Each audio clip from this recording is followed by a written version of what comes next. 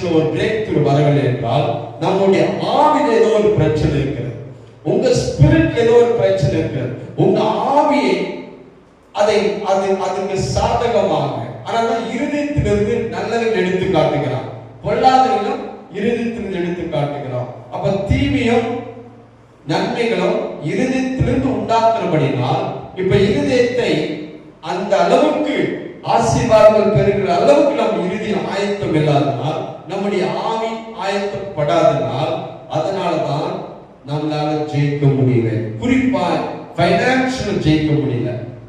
வரங்கள் இருக்குது, அபிஷேகம் இருக்கிறது, உபவாசம் இருக்குது, ஜெபம் இருக்கிறது, எல்லாமே இருக்கிறது. ஆனால் நம்மளால மேல வர முடியல. ஆனால் இந்த பொருளாதாரத்துல ஜெயிக்க முடியல. ஆனால் இந்த பொருளாதாரத்துல ஒரு பெரிய வெற்றி நமக்கு கிடைக்கவில்லை.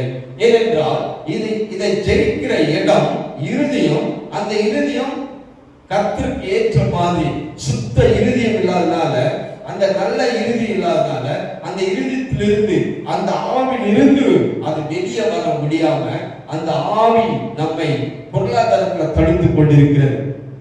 ஆனால் தான் உங்க ஆவிக்குள்ள இல்லாத ஒன்றும் கிடையாது. உங்க ஸ்பிரிட்டுக்குள்ள கர்த்தர் ஏராள தாராளம் வைத்திருக்கிறார். கடவுள் எப்பேற்பட்டவரோ அவருடைய வல்லமை, ஆசீர்வாதங்கள், அவருடைய எல்லா காரியங்கள் உங்க ஆவிக்குள்ள இருக்கிறது. எதுக்குள்ள இருக்குது? உங்க ஆவிக்குள்ள.